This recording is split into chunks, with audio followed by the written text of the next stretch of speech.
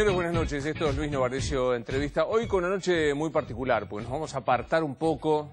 Bueno, no sé si nos apartamos tanto, pero vamos a salir de la coyuntura política, de la coyuntura económica, pero todo esto está muy vinculado con quien viene hoy, porque es una de las personas que más sabe, yo me atrevo a decir, de calidad de vida. Hablo del doctor Daniel López Rossetti, que se va a estar con nosotros, y que se ha especializado en explicarnos, a los que no entendemos casi nada, qué es la salud, qué es el estrés, qué es la ira, cuáles son los conflictos emocionales. Existe esta cantidad de categorías de inteligencias, la inteligencia emocional, la inteligencia racional, y hoy vamos a estar hablando, sobre todo para saber cuál es el grado de preocupación y de ocupación, a vos que estás en casa y que estás terminando un día complicado con lo del trabajo, con lo que sucede en todas las jornadas. Hoy vamos a tratar de diagnosticarte, no, porque sé que el doctor López Rossetti no quiere hacer diagnóstico, pero sí de darte indicios para saber cuánto es saludable es tu vida, cuánto podés modificar para que lo sea más y esencialmente conocernos en profundidad. Ya lo recibo al doctor Daniel López Rossetti.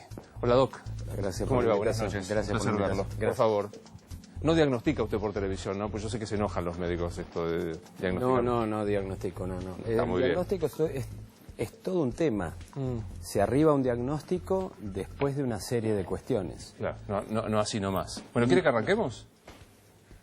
¿Qué es la salud? ¿Cuándo uno dice esta persona está saludable? En principio, la pregunta es excelente porque la definición formal quiere decir que sirve, Luis, para trabajar técnicamente, es que es el perfecto estado de bienestar físico, psíquico y social y no solamente la ausencia de enfermedad, definición de la OMS. Incorrecta, por cierto, pero es lo que tenemos. Primero porque no existe nada perfecto, número uno. Perfecto estado o buen estado, físico, psíquico y social y no solamente la ausencia de enfermedad. Definir enfermedad es muy importante porque puede suceder, de hecho sucede, que se considera enfermos a quienes no lo son. Es decir, una persona en principio feliz no está enferma. Y uno dice, bueno, pero uno puede medir glóbulos rojos, glóbulos blancos, variables biológicas, variables electrocardiográficas, variables hormonales. La verdad es que si yo veo una persona y quiero encontrarle algo, se lo voy a encontrar. Claramente. Particularmente nosotros que trabajamos en medicina del estrés, que tiene que ver con la calidad de vida, con el bienestar, vivimos sacando medicamentos y ayudando a comprender que muchas de las dolencias que uno tiene las va a seguir llevando. Pero me quiero detener una frase que usted dijo que me impresionó. Una persona feliz y enferma, ¿se está más a la felicidad que a la enfermedad? Depende cuál sea la enfermedad. Pero, por ejemplo, los criterios de alta médica en un hospital, en un nosocomio, son muchos. Uno da el alta, en general buscamos el alta precoz para evitar las complicaciones intrahospitalarias. Yo estoy en el hospital y las altas uno las busca lo antes posible para evitar sobreinfecciones, etc. Uno de los criterios de alta no está en los libros, pero uno de los criterios de alta es cuando uno llega a la sala, mira de lejos, y un paciente de lejos lo saluda y se ríe. Es decir, si ya la cara, si se ríe, si tiene ganas, si se levantó, si se incorporó. ¿Qué es la salud? Y uno dice, bueno, si es el perfecto estado de bienestar físico, psíquico y social, digo social. A ver, disrupción social. Una persona que no se lleva bien con tal, con cual, una persona que sufre la emocionalidad de la grieta, una persona que empezó a discutir continuamente, una persona que tiene su hemograma, análisis de sangre normal, electrocardiograma normal, electro de fuerza normal, estudios hormonales normales, pero no es feliz, se está peleando todo el día, no duerme bien, está en un estado de activación continuo, tiene un cuadro de ansiedad. ¿Hasta dónde una cosa es normal y cuándo no? Ahí uno tiene que afinar el microscopio para no enfermar personas. Yo quiero decirle, doctor, que el diagnóstico que acaba de dar es alguien que está saludable físicamente, pero que se lleva mal con tales, se enoja, está ansioso. Acá en el estudio tenemos 9 de cada 10, vamos todos presos. O sea, el tema, Luis, es hasta dónde uno está. La ansiedad es un proceso normal, no hay vida sin ansiedad. El tema es hasta qué nivel. Un cuadro de ansiedad empieza a ser anormal cuando resulta disruptivo con la actividad cotidiana. Si, por ejemplo, Luis Novarecio tiene ansiedad, que la debe tener como muchas otras personas, pero si esa ansiedad en las últimas semanas o meses hace que no duerma bien, que discuta más de lo habitual, que tenga alteraciones de memoria, que tenga que empezar a anotarse cosas que antes no se anotaba, ese nivel de ansiedad es más alto de lo habitual. Uno no puede esperar a tener una alteración en los glóbulos blancos. Uno no puede esperar a que haya una alteración en tal hormona. Cuando esas alteraciones se producen, las disfunciones ya vienen formándose hace tiempo. Te voy a decir dos chistes, pensando en términos de qué es la salud. Se dice en medicina que una persona sana es un paciente insuficientemente estudiado. Es decir, si yo lo estudio voy a encontrar algo uno va a encontrar. Y hay una broma que dice, el estado de salud es una circunstancia pasajera que no augura nada bueno. Pero lo cierto es que uno no tiene que ni sobreenfermar ni subenfermar.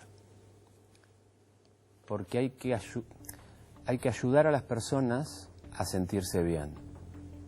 Y eso no es nada más que una cuestión técnica. O sea, se puede hacer. Pero retomo algo que usted estaba diciendo respecto a la ansiedad, que creo que es un mal que padecemos. No me pongo por pedante, sino porque me parece que es interesante buscarlo en términos de ejemplos concretos. Hay un ansiómetro, digamos, ¿cuándo yo me doy cuenta que me olvido de cosas, que me perturba el sueño, que discuto más? ¿Cuándo esos factores todos juntos, en qué nivel, son demostrativos de que hay una cuestión seria? En general es un acúmulo de cuestiones cuando uno formula una historia clínica y a través del interrogatorio al paciente uno dice, no, este paciente sí tiene una problemática, este paciente sí tiene un cuadro de ansiedad que determina tal o cual cosa. Pero esa medición, ese diagnóstico a veces no es tan simple. Lo que es muy simple es tomar un recetario y recetar un ansiolítico. Eso es extraordinariamente simple. Pero la mayoría de los ansiolíticos están incorrectamente recetados. Y la mayoría de los ansiolíticos, por más de 1, 2 o 3 meses, empiezan a provocar efectos adversos. En el hospital nosotros medimos, Luis, vulnerabilidad al estrés, que es una relación directa con el nivel de ansiedad. Y la forma en que lo hacemos es en una cabina que se llama psicoescáner. El paciente viene, es un hospital público. El paciente viene, se sienta en una cabina, se le colocan electrodos y cuestiones técnicas que miden variables físicas que se modifican ante el estrés agudo.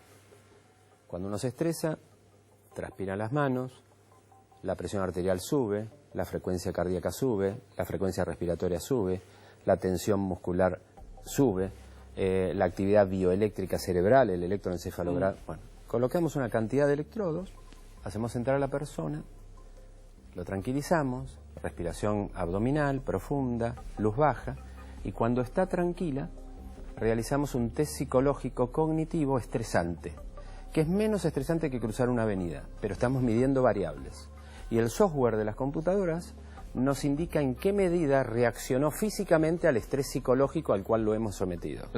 ¿Es preguntas, imágenes? ¿Qué le hace? Es un test aritmético. Hay varias formas de hacerlo. Nosotros usamos el test de Elliot, una cosa muy simple, pero se estresa. 2 más 2 me da con decimales, quiero informar. Bueno, pero esto es una sustracción sucesiva. Es muy fácil de realizar, pero el tema lo puede hacer desde un ingeniero hasta alguien que no sabe hacer cuentas, porque el tema es estresar a la persona.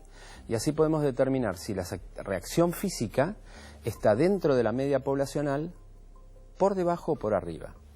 Cuando le devolvemos la información al paciente le decimos, estamos midiendo en qué medida usted es, en el buen sentido, un tano calentón. ¿Cuánto de lo que está en la mente pasa al ámbito físico? Si Luis Novarecio tiene un grado de tensión psicológica determinada, con poca repercusión física, eso es bueno. Ahora, si con tal repercusión psicológica eleva la frecuencia cardíaca, eleva el colesterol, eleva la adrenalina, eleva el cortisol, hay taquicardia, hay condicionamientos de arritmia, Luis Novarecio estaría pagando más caro el mismo nivel de carga psicológica que anteriormente, o que otra persona. Después de medir esas variables, los pacientes pasan unos test que se hacen en pantallas táctiles, test cognitivos que miden condicionamientos psicológicos y emocionales y de calidad de vida que hacen que la persona sea vulnerable al estrés. Por ejemplo, la personalidad tipo A, personas competitivas, dinámicas, con tendencia al logro, que hacen cada vez más cosas en unidad de tiempo. Lo llamamos personas que reaccionan a veces con violencia, con muy poco. Del mismo modo que en lo físico decíamos tanos calentones, acá decimos petardos de mechas cortas. Si ese paciente, en ese que se llama perfil psicobiológico del estrés, es una persona hiperreactor físico ante el estrés y es un petardo de mecha corta, en todo el informe se lo damos al paciente e ingresa en un programa intramuros, intrahospitalario de tratamiento de 8 semanas, en el cual el paciente asiste una vez por semana, 1 hora y media, donde se trabajan una serie de cuestiones psicofísicas para el manejo del bienestar. Usted hablaba de condiciones de dormir, condiciones de... yo sé que es una pregunta remanida y no importa, la hago igual. ¿Cuánto conviene, cuánto es saludable dormir? ¿Cuántas horas es saludable dormir? Es saludable dormir siempre que el paciente vivencie un sueño reparador. Hoy dormimos menos de 2 horas, hay 2 horas menos que hace 50, 60 años atrás. Estamos conectados a internet continuo, la carga de vida, el estrés cotidiano es mayor, pero es lo que hay. Entonces hay personas que con 6 horas están bien y personas que con 7 no. La primera pregunta es, ¿usted duerme bien? Y uno escucha la respuesta. Duermo todas las noches y se siente que se despierta descansado, con un sueño reparador. Dormí toda la noche pero me desperté mal, no duermo bien. O duermo toda la noche pero me despierto varias veces. O me cuesta conciliar el sueño. Y uno empieza a buscar. Dormir es esencial. Una persona de 60 años durmió 20. Porque uno duerme 1/3 de la vida. Esencial para estar bien despierto los otros 40. De esos 20, entre un 20 y un 25% se lo pasó soñando. Dormir no es soñar. Dormir es estar dormido. Soñar es tener un sueño, lindo, feo, una pesadilla o lo que fuera. Tener un sueño adecuado es, durante mis horas de sueño, tener entre un 20 y un 25% de actividad onírica, estar soñando, te acuerdes o no te acuerdes. Cuando uno toma ansiolíticos, uno puede dormir buena cantidad de horas, pero alterar la cantidad de horas de sueño. O sea, el ansiolítico me impide soñar como corresponde. Todos los psicofármacos modifican la biología que viene de fábrica. Y está bien si el médico lo indica para tal o cual cosa, porque también es cierto que quien no duerme se enferma. Si yo tengo que recetar algo para dormir, lo voy a hacer. Pero normalmente no son ansiolíticos, son hipnóticos. Las personas toman para dormir ansiolíticos. Los ansiolíticos disminuyen el nivel de ansiedad. Por supuesto que inducen el sueño. Pero cuando una persona no duerme bien, lo correcto es medicar. Si es que uno va a usar un ansiolítico, bajas dosis de ansiolítico durante el día, para que llegue bien a la noche. Claro. A mí me impacta, no sé cómo se llama la droga genérica, voy a hacer el nombre comercial, pero me impacta cada vez que voy a farmacias, de cada 5 personas, una por lo menos, si no 2, están comprando Rivotril. Es clonazepam, es de estirpe, un grupo que se llama benzodiazepinas. Clorazepam, medazepam, oxazepam, el Valium es el más conocido, el diazepam entre los otros, históricamente, y el Rivotril, entre ellos, es el clonazepam, que tiene efecto ansiolítico y también actúa sobre una parte de un circuito nervioso, que es el circuito del miedo. El miedo es la emoción más antigua, debemos tener, desde que éramos hombres mono tenemos miedo, y de no haber sido así nos hubiese comido una presa, hubiésemos sido presa de un predador. O sea que el miedo está bien tenerlo en su medida. Y el miedo se vehiculiza por un sistema cerebral del miedo cuya alteración moderna se llama ansiedad. ¿Qué es el miedo? Un temor intenso a un objeto específico. Perder el trabajo, la enfermedad, un accidente, una muerte, miedo. ¿Y qué es la ansiedad? Es un miedo de baja intensidad, sostenido en el tiempo y que en general no tiene objeto. La persona que tiene ansiedad no puede decirnos claramente por qué tiene ese cuadro de ansiedad. Los cuadros de ansiedad generalizada, el TOC, trastorno obsesivo compulsivo, las fobias, los trastornos de pánico, son 5 alteraciones de una raíz que es el miedo y que utiliza el mismo sistema neurobiológico de funcionamiento. Las mujeres tienen el doble de cuadros de ansiedad que los hombres. ¿Por qué?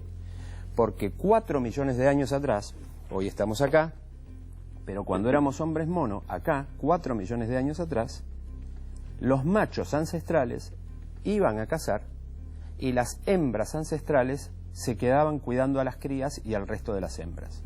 Pareciera ser que la actitud del macho es la dominante como ser cazador, que tiene sus características y que podríamos hablar.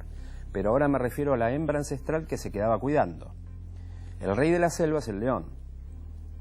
Pero si uno le quiere sacar una cría a una leona, hay que ver.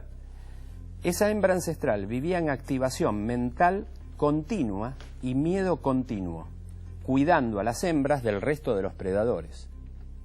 Dicen los neurobiólogos evolutivos, los que estudian la evolución psicobiológica, como evoluciona todo, evoluciona la mente, que el sistema del miedo en la mujer, que también vehiculiza y transita por ese sistema biológico del miedo, la ansiedad, quedó hiperactivado por la actitud cuidadora de la mujer ancestral, que arrastra hasta hoy una susceptibilidad que hace que tengan el doble de trastornos de ansiedad que nosotros los hombres. Es interesantísimo, o sea que cuando este lugar común de las mujeres son más miedosas que los varones, tendría una explicación histórico y científica, es decir, de aquí nace, como usted decía, de las cavernas nace y se trasladó hasta hoy por esta hiperactividad de este miedo. Sí, no quisiera ser reduccionista, de hecho tengo una fuerte base en la facultad de psicología, de hecho una cátedra de psicofisiología, que es la función psicológica, pero evidentemente la evolución determina cosas. Todas nuestras funciones son evolutivas. Después podemos hacer variables, pero Luis Novarecio es quien es porque genéticamente tiene un temperamento que heredó biológicamente de madre y padre. Después las experiencias de vida van modelando y determinan lo que se llama personalidad. El temperamento es lo genético, la personalidad es lo adquirido por la evolución. Así lo es simplemente todo. Es por eso que somos mucho más emocionales que racionales. ¿Por qué? Porque en la evolución de nuestra especie, de 4 millones de años atrás a hoy, todo ha sido emoción, mientras que lo que se denomina revolución cognitiva, que es la aparición del pensamiento crítico y la capacidad de abstracción, no tiene más de 50 o 70 mil años, mientras que 4 millones de años hemos estado sintiendo. Con lo cual se explica que no seamos básicamente seres racionales, sino que somos seres emocionales que razonan. Me quedo, usted mostraba con sus manos las 5 expresiones de este miedo, de esta ansiedad, y quiero volver a unas muy particulares, que son las fobias y los trastornos obsesivos compulsivos. Pero usted dijo algo que me lleva a esta pregunta. ¿Yo estoy condenado genéticamente a ser quien soy? No existe condena genética.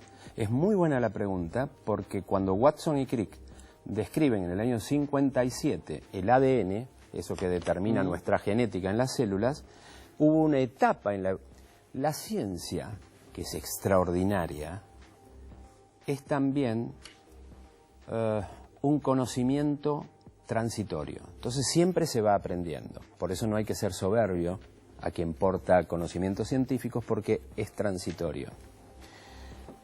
En un momento se pensaba que era todo genético. Hoy se arrimó mucho más el bochín y se dice, estos son mis genes. Pero para que mis genes se manifiesten, hay algo que es el ambiente, que se llama ambioma, que se llama epi arriba, epigenético. Entonces, si mi gen me da susceptibilidad para una enfermedad de cáncer de pulmón, el ambioma o el ambiente, lo epigenético, es el cigarrillo, que al actuar aquí va a hacer que se manifieste ese gen y aparezca el tumor.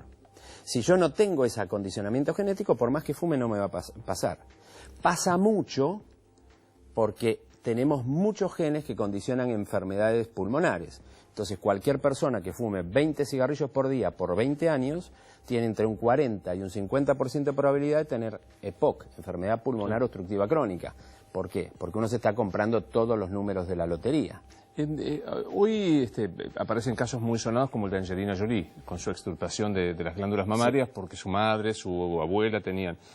Y después he escuchado en algunos casos de unos test, que usted me dirá si tiene algún tipo de asidero, si tiene que se envían afuera y que les dicen, vos genéticamente sobre esto no tenés que comer desde tomate hasta no hacer danza, que eso tiene un sentido. Pongo los dos casos, Angelina Jolie y estos test. El de Angelina Jolie sí, en determinada condición, porque cuando se tiene ese gen particular para el desarrollo de un cáncer de mama, enfermedad hiperfrecuente en la mujer, 1 de cada 8 mujeres va a tener cáncer de mama.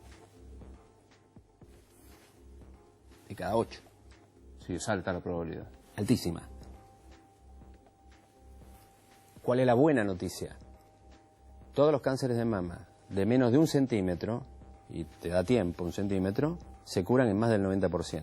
Buen control, no va a morir de cáncer de mama. Próstata, buen control, no va a morir de cáncer de mama. No fuma, difícilmente cáncer de pulmón. La palabra cáncer no es buena para un programa de televisión.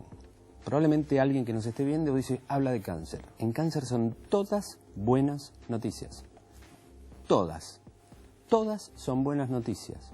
Porque cada vez tenemos más y es quizás la especialidad en que más prevención se puede hacer. Cáncer de colon. No habría con la colonoscopía.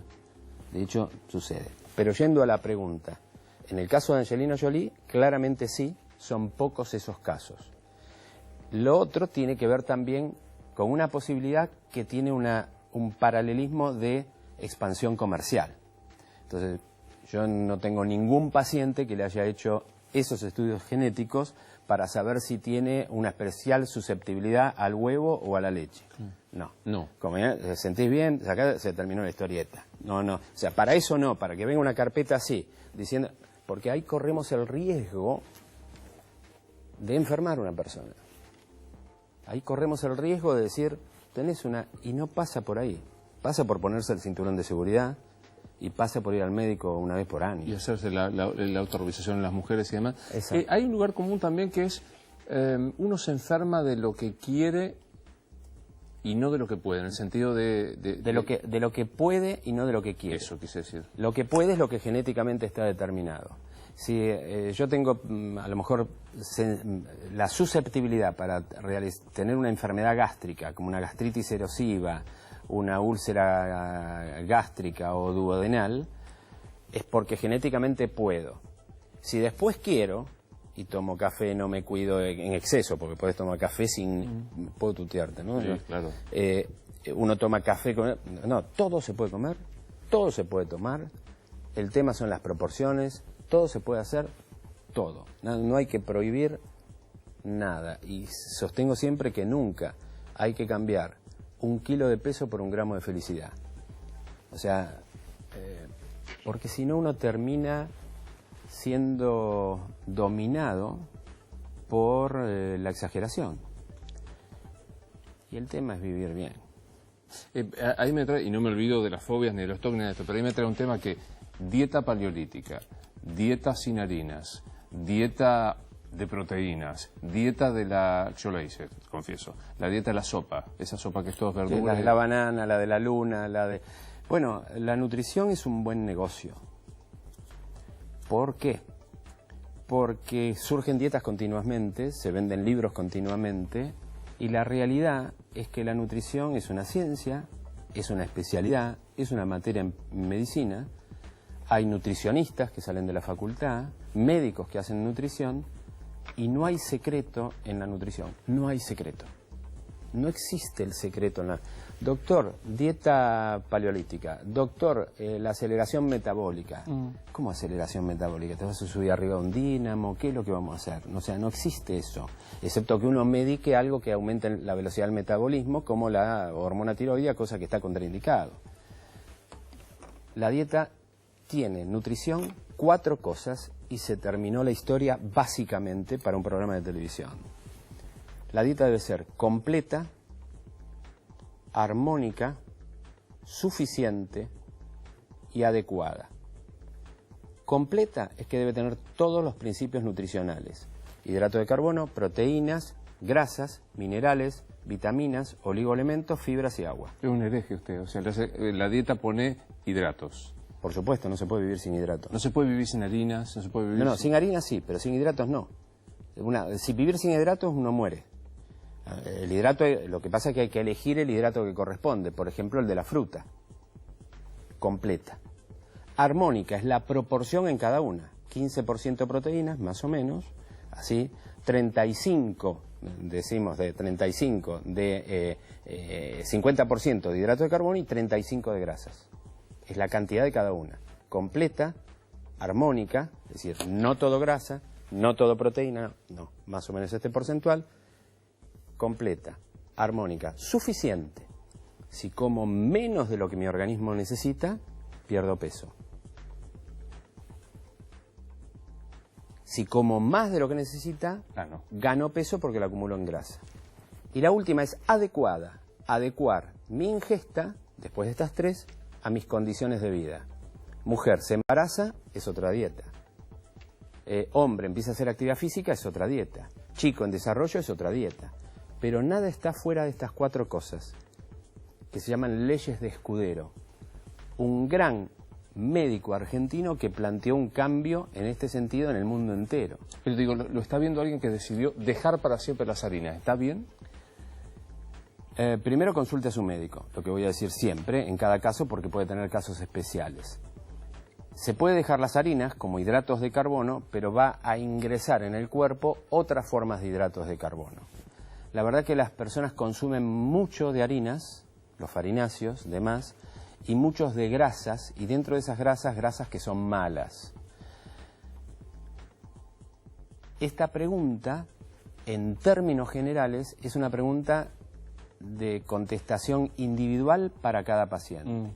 La disminución del consumo de harinas, en términos generales, resulta, Luis, ser positivo. Resulta ser positivo. Sí. En general. En general, la reducción, la no exageración, pero todos tenemos... Y si va a ser un producto hecho como una molienda, como una harina, no es lo mismo si es de integral que si no lo es. En general, todo lo que viene de la tierra es bueno. Y todo lo hiperprocesado no es tan bueno. Pero es bueno porque permite tenerlo mucho tiempo en un recipiente y alimentar gente en lugares alejados. Claro. O sea, no podemos demonizar. El tema son las cantidades, las formas. El cuerpo es un equilibrio. Vuelvo a algo que usted mencionaba, que son las fobias y los trastornos obsesivos compulsivos y demás. ¿Qué son? ¿Patologías? ¿Son enfermedades? ¿Son qué? ¿Trastornos? ¿Qué? ¿Cómo se definen? Están clasificados como enfermedades en un manual que se ha consignado en el mundo entero para decir esta enfermedad existe y es esta, cuando reúne todas estas características, y está en un manual así, que se llama Manual Estadístico de Enfermedades Mentales, que se llama DSM-5, que tiene muchas reediciones a través de los años y años, desde el 1 hasta el 5, donde uno puede saber este paciente cumple requisitos de estrés postraumático, este paciente cumple requisitos de bulimia o de anorexia como trastorno de alimentación, este paciente tiene trastorno obsesivo compulsivo. En términos generales, las personas dicen, si uno habla de TOC, trastorno obsesivo compulsivo, lo normal es decir, ¿cuál es tu TOC? Y yo hago esto, yo hago esto. En realidad, el TOC es una enfermedad. Y es una enfermedad intensa, angustiante, que requiere tratamiento psicológico y eventualmente tratamiento farmacológico, donde los pacientes sufren mucho. Tuve pacientes con TOC, con estrés y desarrollando TOC, donde tienen, en el momento, me acuerdo de boletos de colectivo que los ordenaban numéricamente y después lo empezaron, cuando lo hacen con los billetes. Es decir, verdaderamente el TOC es un cuadro de ansiedad verdaderamente angustiante. La ansiedad es un temor anticipatorio, es algo que no llegó, inespecífico y en el futuro. El ser humano, Luis, es el único animal mamífero que tiene infarto agudo de miocardio. Los animales no tienen infarto. Si yo fuera cardiólogo de perros no tendría pacientes. ¿Por qué los animales casi no tienen infarto? Porque si esto es la placa, si esto es una arteria coronaria, hay una placa de ateroma, que es la aterosclerosis, y esa placa de ateroma se rompe. Cuando se rompe, la sangre que pasa por acá entiende que al haber algo roto, igual que cuando me afeito, se rompe, coagula, tapa esto, no circula sangre y el músculo que está acá muere. Eso se llama infarto agudo miocardio. Bueno, esta ruptura tiene que ver con el sufrimiento humano, con las emociones negativas. Para tener un infarto hay que saber sufrir. Y los animales tienen una vivencia temporal en tiempo presente. Un animal no tiene el peligro de despido de trabajo, un animal no tiene un piquete, un animal no tiene una separación matrimonial, un despido laboral ni un problema financiero. El animal vive el tiempo presente en términos generales. Tiene una memoria corta en ese sentido. El hombre es el único que puede teorizar y hacer una abstracción, como dijo Julián Marías, logrando una palabra que fue incluida en la RAE, en la Real Academia Española. El hombre es futurizo con Z. Puede embaraza, es otra dieta. Hombre empieza a hacer actividad física, es otra dieta. Chico en desarrollo, es otra dieta. Pero nada está fuera de estas cuatro cosas, que se llaman leyes de Escudero. Un gran médico argentino que planteó un cambio en este sentido en el mundo entero. Pero digo, lo está viendo alguien que decidió dejar para siempre las harinas. ¿Está bien? Primero consulte a su médico, lo que voy a decir siempre, en cada caso, porque puede tener casos especiales. Se puede dejar las harinas como hidratos de carbono, pero va a ingresar en el cuerpo otras formas de hidratos de carbono. La verdad que las personas consumen mucho de harinas, los farináceos, demás, y muchos de grasas, y dentro de esas grasas que son malas. Esta pregunta, en términos generales, es una pregunta de contestación individual para cada paciente. La disminución del consumo de harinas, en términos generales, resulta, Luis, ser positivo. Resulta ser positivo. Sí. En general. En general, la reducción, la no exageración, pero todos tenemos...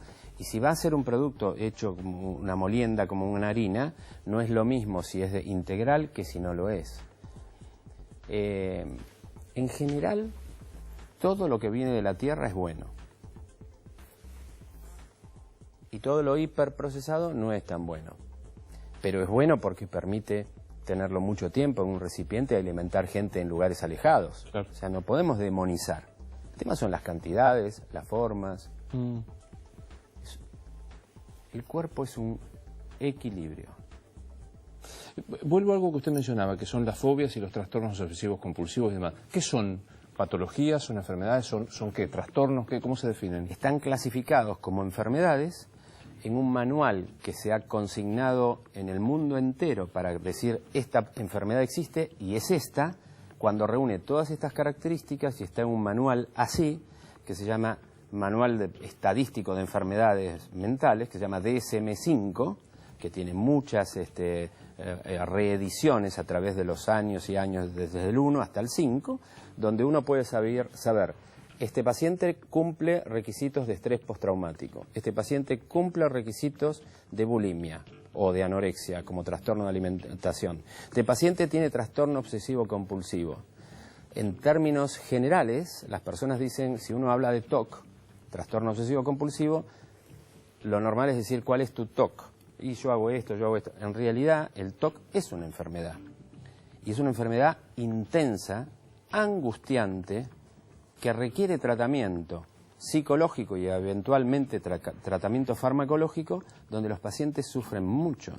Tuve pacientes con TOC, con estrés y desarrollando TOC, donde tienen, en el momento, me acuerdo, de boletos de colectivo que los ordenaban numéricamente, y después lo empezaron, cuando lo hacen con los billetes. Es decir, verdaderamente el TOC es un cuadro de ansiedad verdaderamente angustiante. La ansiedad es un temor anticipatorio, es algo que no llegó, inespecífico y en el futuro.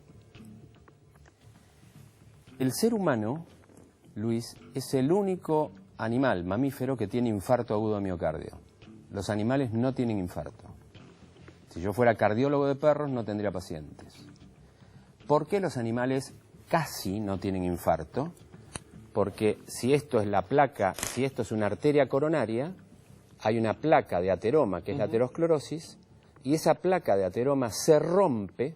Cuando se rompe, la sangre que pasa por acá entiende que al haber algo roto, igual que cuando me afeito, se rompe, coagula, tapa esto, no circula sangre y el músculo que está acá muere. Eso se llama infarto agudo de miocardio. Bueno, esta ruptura tiene que ver con el sufrimiento humano, con las emociones negativas. Para tener un infarto hay que saber sufrir. Y los animales tienen una vivencia temporal en tiempo presente. Un animal no tiene el peligro de despido de trabajo, un animal no tiene un piquete, un animal no tiene una separación matrimonial, un despido laboral ni un problema financiero. El animal vive el tiempo presente en términos generales. Tiene una memoria corta en ese sentido. El hombre es el único que puede teorizar y hacer una abstracción, como dijo Julián Marías, logrando una palabra que fue incluida en la RAE, en la Real Academia Española. El hombre es futurizo con Z.